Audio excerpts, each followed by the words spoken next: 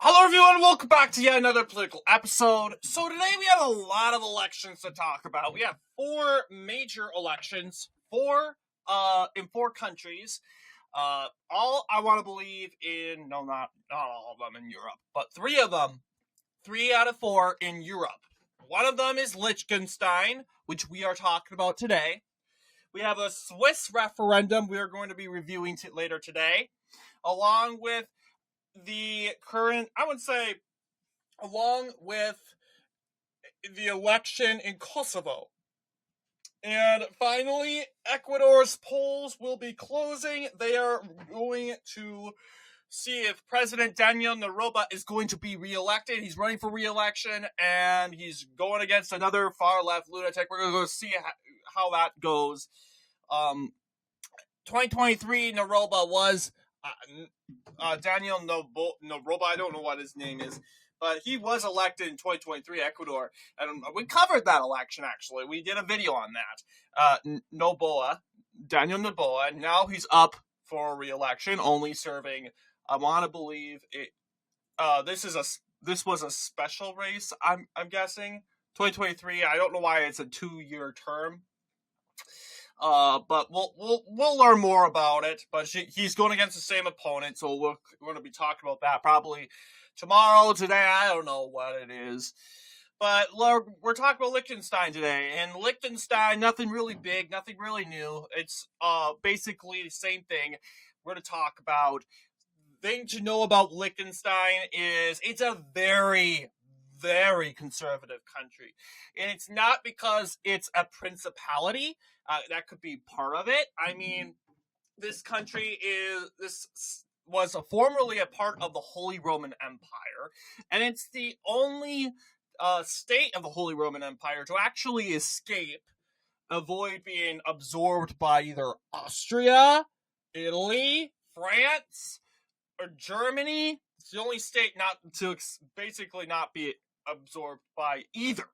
And today, it originally was a set of land purchased by noblemen or lordships, whatever it was. So it was purchased by higher up people. And eventually, with the territory and the boundaries always being the same, it eventually became its own country. So this used to be land that used to be owned by noblemen or lordship within the Holy Roman Empire.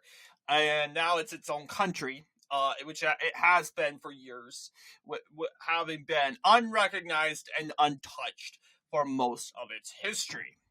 But as you can clearly see, we have the results, and Liechtenstein's results are very quick to get in, obviously. Liechtenstein is a country with not really much people. The population it's tiny. 40,000, okay? It's going up, but it's 40,000 people in this said country. That is smaller than the county I live in. Way smaller. 40,000 people. And then again, a country of the world, it's very limited due to its size and its size of population. But obviously, conservatives ultimately dominate, and they continue to dominate. There are two major political parties in Liechtenstein. There is the Patriotic Union, and that is the liberal conservative political party. It is center to center-right here. And then, of course, you have the Progressive Citizens Party in Liechtenstein. That is a more right-wing political party. It advocates conservatism, national conservatism, economic liberalism, constitutional monarchism, Christian democracy. So all these Christian nationalism is very high in this country, and the left will demonize this country to say, "Oh, this is an old Nazi country." And I want to believe the Nazi Party controlled Liechtenstein during World War II, but really, the conservatism hasn't really died down. But the left will definitely say, "Oh, this is a Nazi-loving country," and it is very different compared to Germany and Austria, where all that Nazi right-wing parties are kind of restricted. But yes, you have the two other political parties, Democrats for Liechtenstein. That is also a right-wing political party, more right-wing, but it has 6 seats in the Landtag. You also got the Free List, and that is the only center-left party on the roster. So obviously, the left has 2 seats, basically with 25 seats in the Landtag. You only have 23 out of 2. 23 seats for the right, 2 seats for the left. It's kind of embarrassing. Well, no, it's not. This is where conservatives do very well. Liechtenstein is divided in 2. Who knew a country that you could actually ride your bicycle around the borders of in a day would be divided? It's divided north and south. Unterland is the upper area, right here. And then there's Oberland, which is over here. I want to believe Oberland is a bit bigger than Unterland, but Unterland could be more populated. But obviously, this election was the win for the Patriotic Union in 2021. I want to believe it was a 50-50 split. It was a very close election between the Patriotic Union, led by Daniel Rich, against the FBP, obviously, the Progressive Citizens Party, which is more conservative. It was a 50-50 split. It was 10 out of 10. And the Free List Party got 3 seats. But it's never a good election for the left. I don't think, by prime minister wise, I don't think the left has didn't even get a single prime minister in office. Let's go ahead. Of prime ministers of Liechtenstein, heads of state. I don't know, maybe Hitler did annex Liechtenstein? I'm unsure.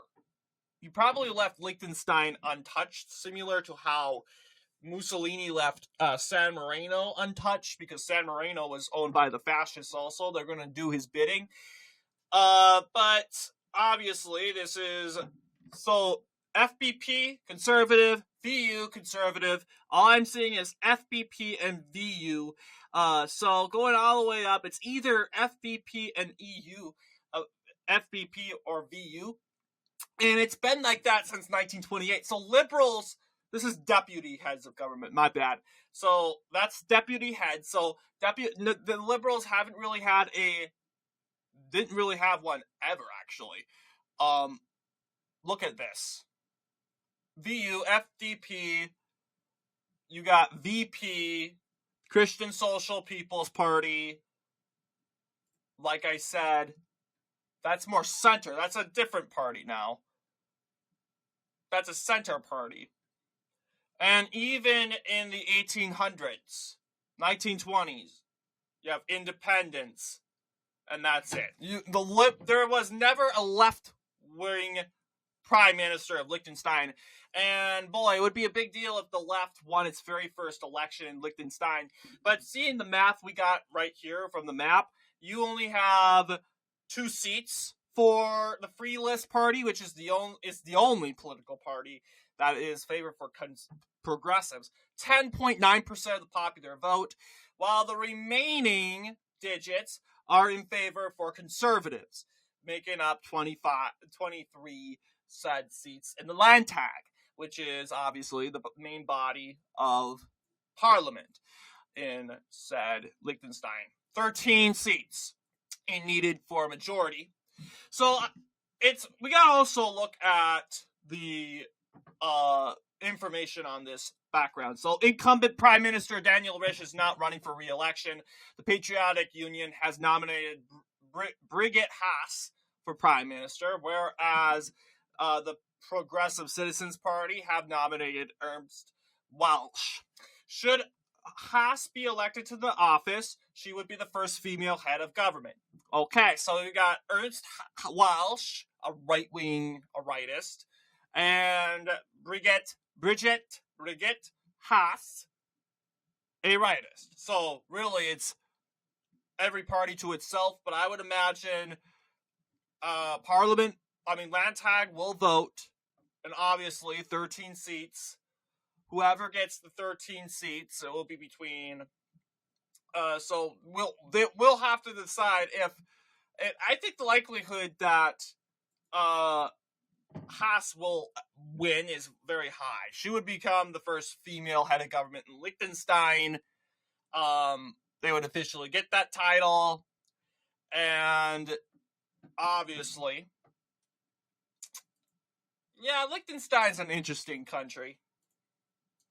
Yeah, it is slightly bigger. Uberland, Unterland. These German, it is German, obviously. It was founded by Germans, occupied by Germans.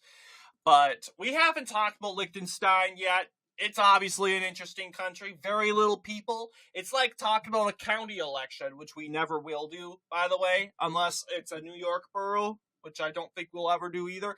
But it's like talking about a county election. It's even smaller than a typical county by population. And obviously, I want to see Google Maps. Liechtenstein Google Maps. So it's a interesting country here. It's composed of some municipalities. It's a little piece of land in the Alps here. Very rural. You'll see there are some towns over here. Mostly rural. But yes, you'll see it borders. This is the Rhine River. This is the Rhine River right here, and that's where it's mainly consisted of. Austria is right here. Switzerland is right here. So you basically can see different parts of the countries here. But anyway, what do you guys think in regards to Liechtenstein? Let me know down below. And as always, I'll see you all in the next political episode.